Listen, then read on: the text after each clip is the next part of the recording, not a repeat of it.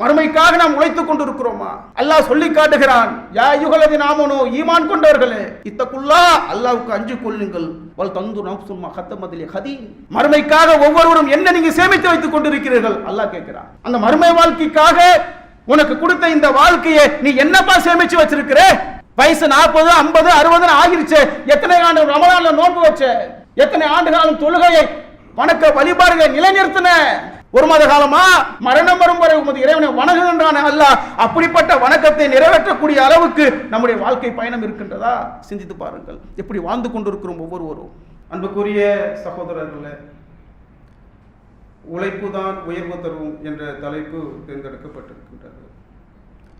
நாம் வாழக்கூடிய இந்த உலகத்தில் பல தினங்கள் கொண்டாடப்படுகின்றது. அதில் மே 1 தினத்திலே உழைப்பாளர் தினமாக கொண்டாடப்படுகின்றது. நம்முடைய நாட்டிலே அல்லது உலக அளவில் நீங்கள் எடுத்து பார்த்தாலும் சரி, ஒரு தினம் கொண்டாடப்படுகின்றது. அதனுடைய ஒழுங்குமுறைகள், அந்த தொழிலாளருடைய உரிமைகளை சரியான முறையில் கொடுக்கக்கூடிய அளவுக்கு சட்டத்திட்டங்கள் இருக்கிறதா என்று பார்த்தா நிச்சயமாக இல்லை. அந்த தொழிலாளருடைய வேர்வையை, ரத்தத்தை உறிஞ்சக்கூடிய அளவுக்கு தான் இன்றைக்கு சட்டங்கள், திட்டங்கள் போடக்கூடிய நிகழ்வை பார்க்கிறோம். அது மட்டுமல்ல, பல்வேறுபட்ட தினங்களை அவர்கள் இன்றைக்கு வைத்திருக்கிறார்கள். ஜனவரி 12 இளைஞர்கள் தினம் என்று கொண்டாடுவார்கள். அந்த இளைஞர்களை எப்படி உருவாக்க வேண்டும், அந்த இளைஞர்களை எப்படி ஒழுக்கம் மிக்கவர்களாக, பண்பு மிக்கவர்களாக, மனிதநேய மிக்கவர்களாக, போதையிலிருந்து விடுபடக்கூடிய ஒரு வழியை கற்றுக் கொடுப்பார்கள் என்று சொன்னால் இல்லை. ஆனால் பெயரளவில் நாங்கள் தினங்களை கொண்டாடுகிறோம் என்று சொல்வார்கள். மகளிர் தினத்தை நாங்கள் கொண்டாடுகிறோம் என்று சொல்வார்கள். அந்த மகளிருடைய பாதுகாப்பை சரியான முறையில் உறுதிப்படுத்தக்கூடிய அளவுக்கு, அந்த பெண்களுக்கு சரியான கண்ணியத்தை கொடுக்கக்கூடிய அளவுக்கு நம்முடைய நாட்டில் பார்க்கப்படுகின்றதா? குழந்தைகள் தினம் என்று செப்டம்பர் மாசத்தில் கொண்டாடுவார்கள். அந்த குழந்தைகளுக்கு சரியான பாதுகாப்பு மிக்க ஒரு நாடாக இருக்கின்றதா? சும்மா எல்லாம் பெயரளவில் நாம் இந்த தினத்தை கொண்டாடுகிறோம் என்று சொல்வார்களே தவிர, அதற்கான முக்கியத்துவத்தை, அதனுடைய அழகான ஒரு வழிகாட்டுதலை இஸ்லாமிய மார்க்கத்தை தவிர நீங்க எங்கும் பார்க்க முடியாது. அப்படிப்பட்ட மார்க்கம் இஸ்லாமிய மார்க்கம். ஒரு மனிதன் பிறப்பிலிருந்து இறக்கின்ற வரைக்கும் எப்படி வாழ வேண்டும் என்ற வழிமுறைகளை கற்றுத்தரக்கூடிய மார்க்கம். அனைத்து விதமான மனிதர்களுக்கான மனித உரிமைகளை கொடுக்கக்கூடிய மார்க்கம் இஸ்லாமிய மார்க்கம்.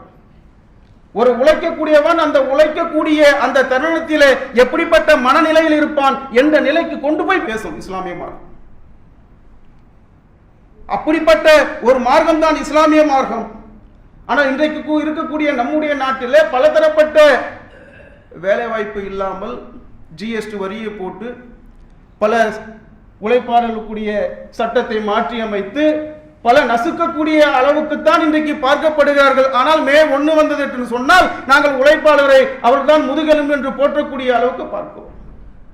அரபு தேசம் இருக்குல்லங்க, அரபு தேசத்துல இன்றைக்கு வரைக்கும் குற்றங்கள், பாவங்கள் இன்றைக்கு குறைந்து கொண்டிருக்கிறது என்று சொன்னால் எல்லாமே அவர்களை கண்டுபிடிச்சி புதுசாக உருவாக்கி இப்படிப்பட்ட ஒரு நிலையில் இருந்து கொண்டிருக்கிறார்களா? இல்லை. இஸ்லாமிய மார்க்கம் என்ன சட்டத்தை, என்ன போதனைகளை சொல்கின்றதோ அதை கடைபிடிக்கக்கூடிய அளவுக்கு இன்றைக்கு இருந்து கொண்டிருக்கிறார்கள்.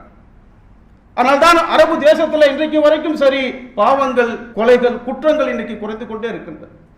பெண்களுக்கான பாதுகாப்பு இருந்து கொண்டே இருக்கின்றது. ஐக்கிய அரபு அமீரகத்திலாம் கோடை காலம் தொடங்கப்பட்டது என்று சொன்னால் மதியம் 12லிருந்து 3 மணி வரைக்கும் வேலை செய்யக்கூடாது.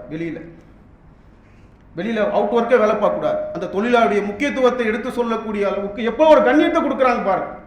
ஏன்னா கடுமையான வெயில், மயக்கம் ஏற்படும். சில நேரத்தில் ரொம்ப உடல்நிலை பாதிக்கப்பட்டு உன்னுடைய உடல்நிலை மோசமான ஒரு நிலைக்கு போய்விடும். அதனால அந்த உழைப்பாளருடைய ஒரு கண்ணியத்தை கொடுக்கக்கூடிய அளவுக்கு நம்ம நாட்டில் வேலை செய்யறானப்பா, அவனுக்கு ஒரு முக்கியத்துவத்தை கொடுக்கக்கூடிய அளவுக்கு இருக்குது என்று சொன்னால் எல்லாம் இஸ்லாமிய மார்க்கம் அந்த தொழிலாளருடைய, உழைப்பாளருடைய உரிமைகளை கரெக்டாக கொடுக்குவதனால தான் இதை பின்பற்றி நடந்து கொண்டிருக்கிறார்.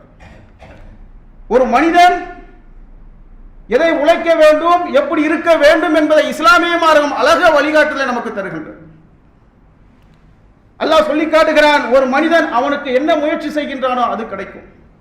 இந்த உலகத்தில் உழைக்கக்கூடியவனாக, முயற்சி செய்யக்கூடியவனாக ஒருவன் இருக்கிறான் என்று சொன்னால் அதற்கான கூலி அவனிடத்தில் கிடைக்கும். ஆனால் இன்றைக்கு அது போன்று இன்றைக்கு உழைக்கக்கூடிய ஒரு இளைய சமுதாயமாக இன்றைக்கு உருவாகி கொண்டிருக்கிறார்களா? பேப்பர்ல கூட போட்டான் நேற்று. உழைக்கக்கூடிய இளைஞர்கள் இன்றைக்கு குறைந்து கொண்டே இருக்கிறார்கள். இன்னைக்கு வரைக்கும் பாருங்க, வாப்பா உழைத்துக் கொண்டே இருப்பார். மகனை பார்த்தா அந்த உழைக்க வேண்டும், சம்பாதிக்க வேண்டும், பொருளாதாரத்தை திரட்ட வேண்டும், வாழ்க்கையில முன்னேற வேண்டும், சொந்தமாக வீடு கட்டி வாழ்க்கையில முன்னேறி எங்க வாப்பாவுமா ஹஜ்ஜுக்கு அனுப்பி வைக்க வேண்டும் என்ற சிந்தனை கொண்ட ஒரு இளைய சமுதாயமாக இன்றைக்கு உருவாக்கி கொண்டிருக்கிறார்களா?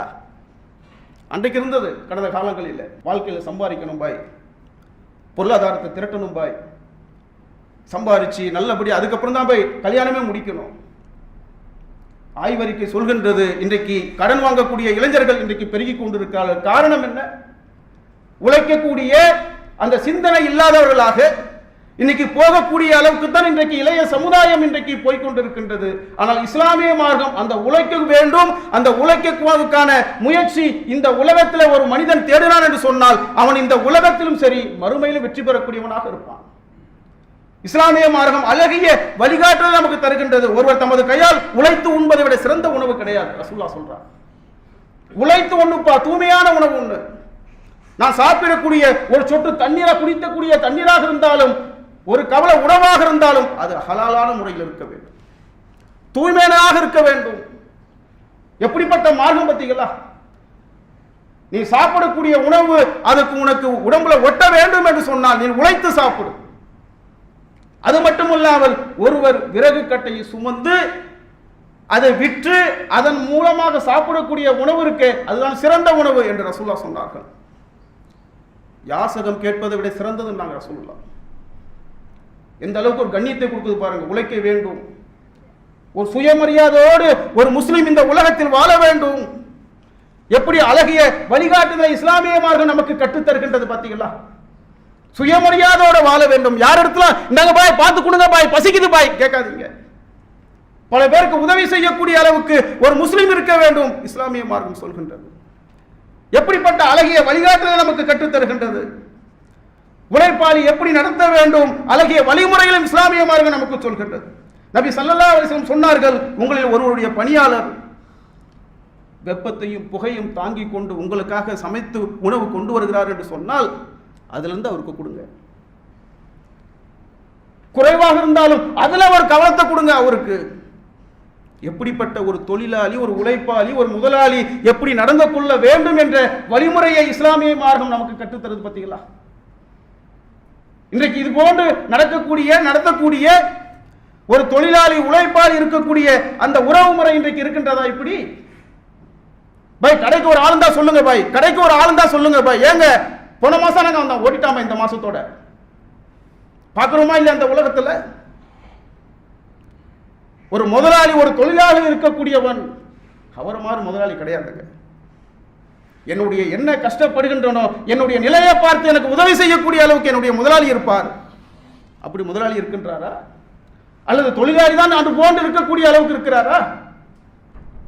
அல்லாஹ்வுடைய அச்சத்தோடு மறுமையோடைய சிந்தனையோடு ஒரு முதலாளி என்ன வேலை கொடுத்தாரோ அதை சரியான முறை நிறைவேற்றும் என்று இந்த சிந்தனை கொண்டவர்களாக இன்றைக்கு இருந்து கொண்டிருக்கிறார்களா? வரணும், ஒரு 1/2 மணி நேரத்தில் 1 மணி நேரத்தை வேலை செய்யணும், காசு வாங்கணும், ஜாலியா இருக்கும். இது போன்ற சிந்தனை கொண்டவர்களாக இருக்கிறார்கள். தவிர வாழ்க்கையில பொருளாதாரத்தை திரட்ட வேண்டும், சம்பாதிக்க வேண்டும், நான் சாப்பிடக்கூடிய உடுக்கக்கூடிய ஆடைகள் உடைகள் எல்லாமே ஹலாலான முறையில் அல்லாஹ் ரப்புல் ஆலமீன் ஆகமாக்கப்பட்டதாக இருக்க வேண்டும் என்ற சிந்தனை கொண்டவர்களாக இருக்கிறார்களா? அப்ப இஸ்லாமிய மார்க்கம் எப்படிப்பட்ட ஒரு அழகிய உபதேசத்தை சொல்கின்றது. உன்னுடைய பணியாளர் ஒரு உணவு கொண்டுட்டு வரார் என்று சொன்னால் அவருக்கு கொடுப்பா. எப்படிப்பட்ட மார்க்கம் பார்த்தீங்களா? சும்மா ஏதோ பெயரளவில் சொல்லிட்டு போவதல்ல மார்க்கம். வாழ்வியலை வணக்க முறையாக இதையெல்லாம் நாம் கடைபிடித்தோம் என்று சொன்னால் அல்லாஹ்விடத்தில் கூலியை பெற்று தரக்கூடிய மதிப்புமிக்கதாக. இன்னும் நபிகள் நாயகம் ஸல்லல்லாஹு அலைஹி வஸல்லம் சொன்னார்கள், அடிமைகள் உங்களுடைய சகோதரர்கள் ஆவார், அவர்கள் உங்களுக்கு ஊழியர்கள் ஆவார். அல்லாஹ் ரப்புல் ஆலமீன் அவர்களுடைய அதிகாரத்தின் மூலம் உங்களுக்கு கீழே கொண்டு வந்தான். அவங்கள உங்களுக்கு அதிகாரம் மிக்கவர்களாக அல்லாஹ் ஆக்கியிருக்கான்பா. அவர்களுக்கு நீ என்ன உணவு உண்ணுவியோ அந்த உணவு கொடு, நீ எந்த ஆடையை உடுத்துவியோ அந்த உடுத்தக்கூடிய ஆடையை கொடு. அளவு சக்திக்கு மீறி அவர்களுக்கு வேலை வாங்கிடாத. அப்படி வேலை வாங்கினாலும் அந்த வேலைக்கு அவர்களுக்கு நீ ஹெல்ப் பண்ணு, உதவி செய். முதலாளி எப்படி ஒரு தொழிலாளியும் எப்படி நடந்து கொள்ள வேண்டும் என்ற அழகிய வழிமுறையில கற்றுக் கொடுக்குது பாத்தீங்களா?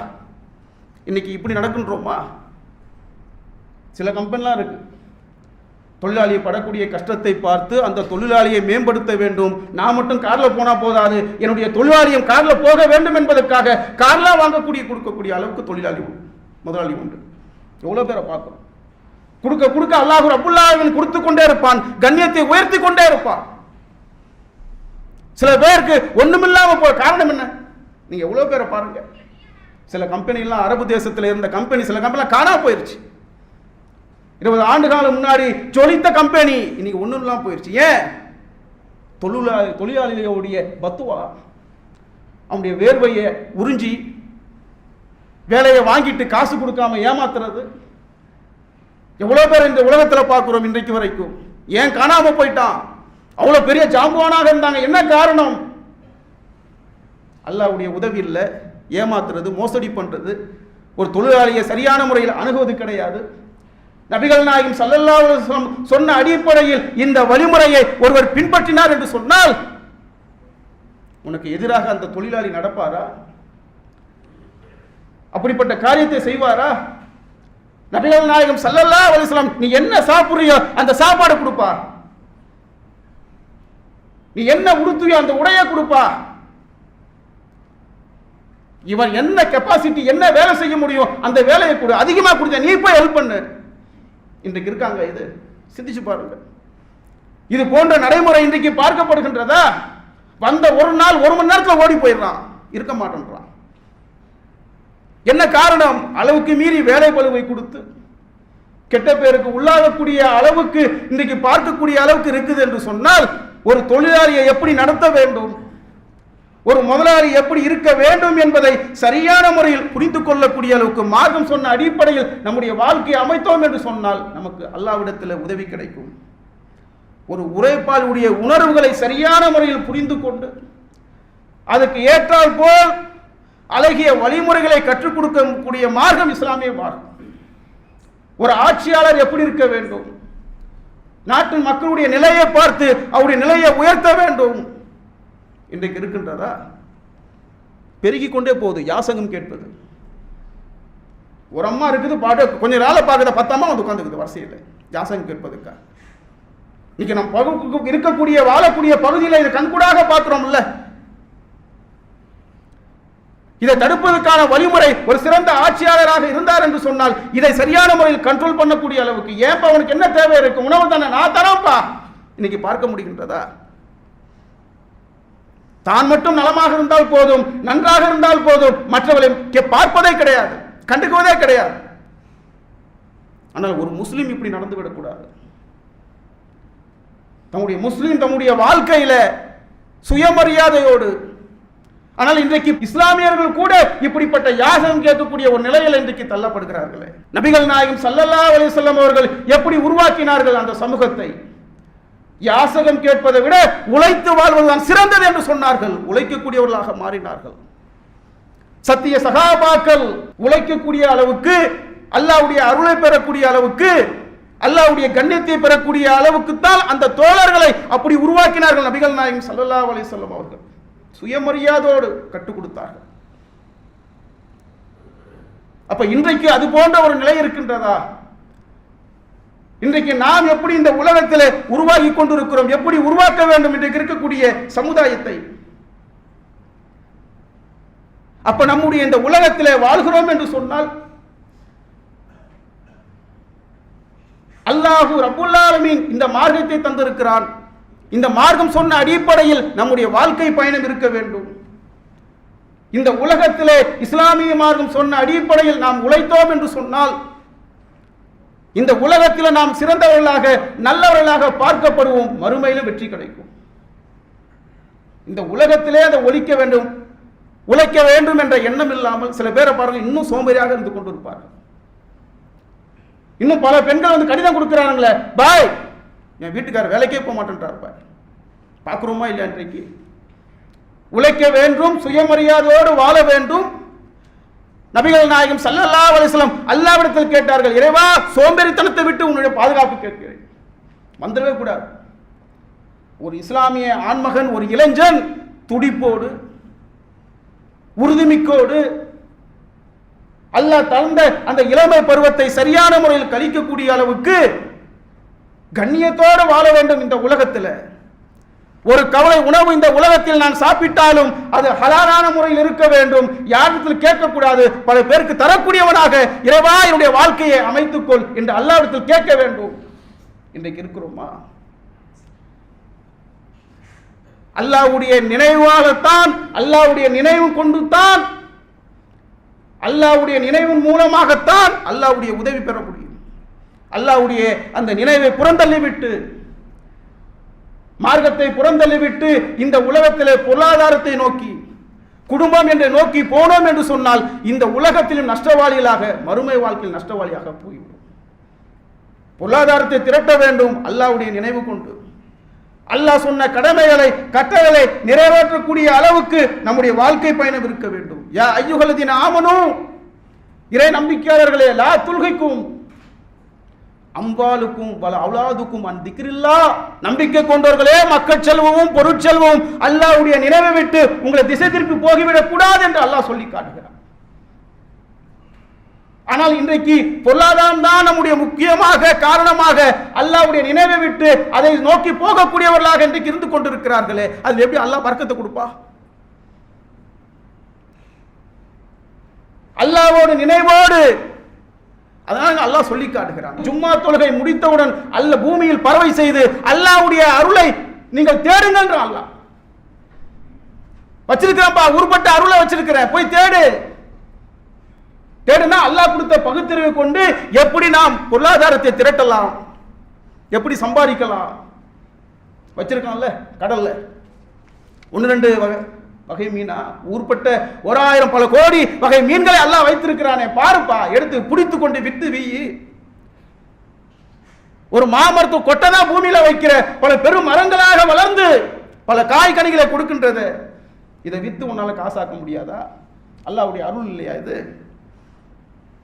இப்படி ஏராளமான அருட்கொடைகளை அல்லாஹ் ரப்புல் ஆலமீன் கொடுத்திருக்கிறார். அல்லாஹ் நினைவோடு பொருளாதாரத்தை திரட்ட வேண்டும், சம்பாதிக்க வேண்டும் என்ற சிந்தனையோடு நம்முடைய வாழ்க்கை பயணம் இருக்க வேண்டும். சோம்பேறித்தனத்தோடு அலட்சியமாக இந்த உலகத்தில் ஒரு முஸ்லிம் வாழ்ந்து விடக்கூடாது. நபிகள் நாயகம் ஸல்லல்லாஹு அலைஹி வஸல்லம் சொல்கின்றார்கள், ஒரு பறவை எப்படி தவக்கல் வைக்குமோ அது போன்று நீங்கள் தவக்கல் வைக்கின்றார்.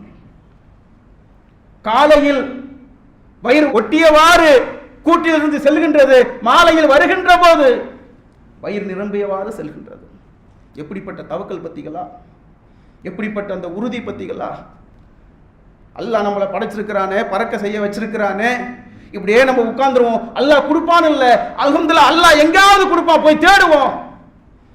எப்படி இருக்கு பாருங்க பறவை. ஆனால் இன்றைக்கு இருக்கக்கூடிய இஸ்லாமிய இளைஞர்கள், முஸ்லிம்கள் இன்றைக்கு எப்படி இருந்து கொண்டிருக்கிறார்கள், எப்படி வாழ்ந்து கொண்டிருக்கிறார்கள்?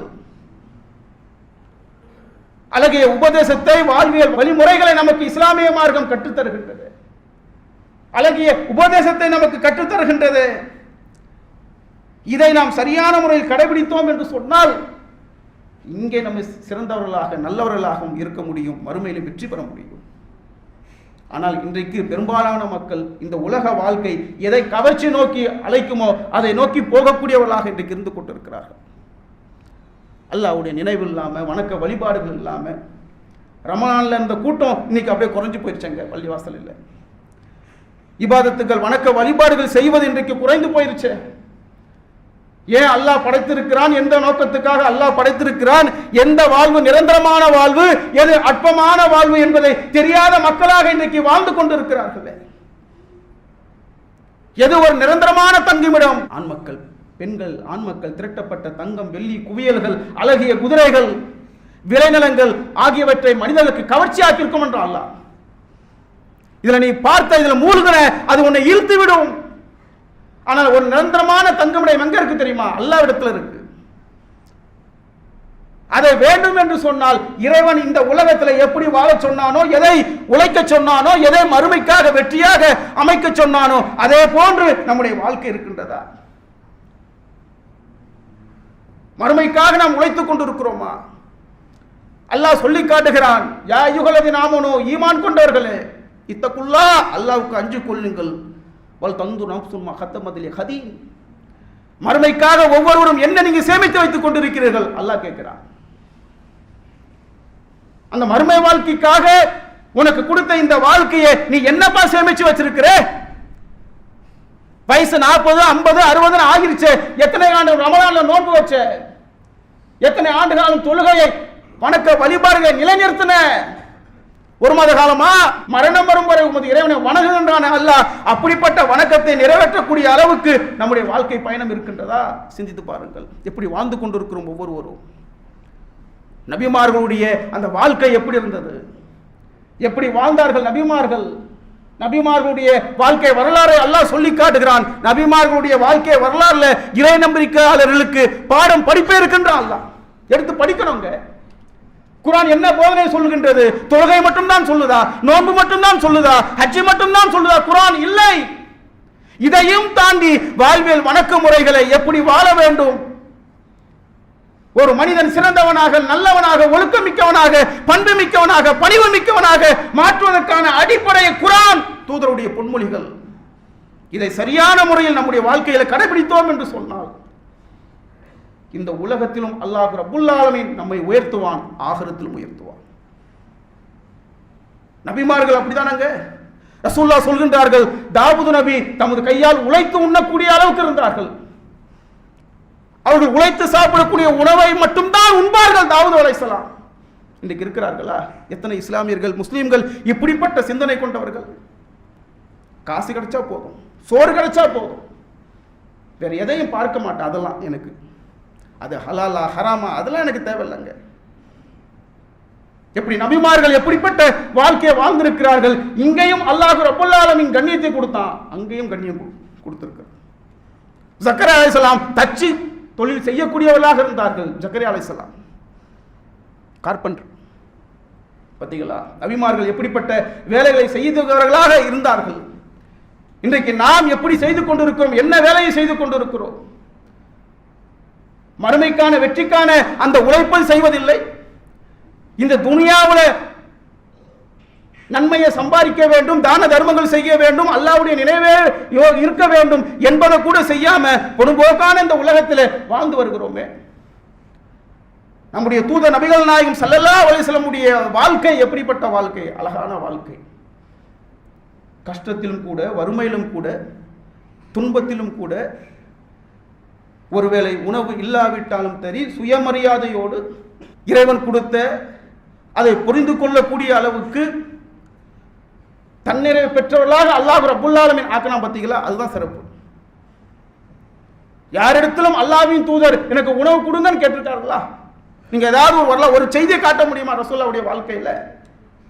அவ்வளவு சுயமரியாதை கற்றுத்தந்த அந்த மா மனிதர் நபிகள் நாயகம் ஸல்லல்லாஹு அலைஹி வஸல்லம். அப்படிப்பட்ட வாழ்க்கை அவருடைய வாழ்க்கை. அந்த வாழ்க்கையை நாம் முன்மாதிரியாக கையில் எடுங்கள். மறுமைக்காக உழைத்தார்கள், மறுமையுடைய வெற்றிக்காக உழைத்தார்கள், தங்களுடைய தோழர்களை அதே போன்று உருவாக்கினார்கள். அப்ப நாமும் உழைக்க வேண்டும், மறுமைக்காக உழைக்க வேண்டும், மறுமையுடைய ஜன்னத்தை பெற வேண்டும் என்ற அந்த வாழ்க்கைக்காக உழைக்க வேண்டும். அல்லாஹ்விடத்தில் கேட்க வேண்டும், இறைவா எனக்கு நேர்வழியை கொடு, தக்வாவை கொடு, சுயமரியாதையோடு என்னை வாழச்ச இறைவா. எவ்வளவோ இந்த உலகத்தில் கேட்கிறோம், அல்லாஹ்விடத்தில் கேட்கிறோமா? இறைவா என்னை சுயமரியாதை ஆக்கு, என்ன தன்னிறைவு பெற்றவனாக என்னை ஆக்கு. ரசூலுல்லாஹ் கேட்க சொன்னார்கள், கேட்டார்கள். அப்ப நாமும் நம்முடைய வாழ்க்கையை சுயமரியாதையோடு தன்னிறை பெற்றவர்களாக, இறையச்சவாதிகளாக, நேர்வழி பெற்றவர்களாக நம்முடைய வாழ்க்கையை அமைத்து இரு உலகிலும் வெற்றி பெறக்கூடிய நன்மக்களாக வல்ல ரஹ்மான் நம் அனைவரையும் ஆக்கியல் புரிய வேண்டும் என்று பிரார்த்தித்தார். அல்லாஹு அக்பர், அல்லாஹு அக்பர்.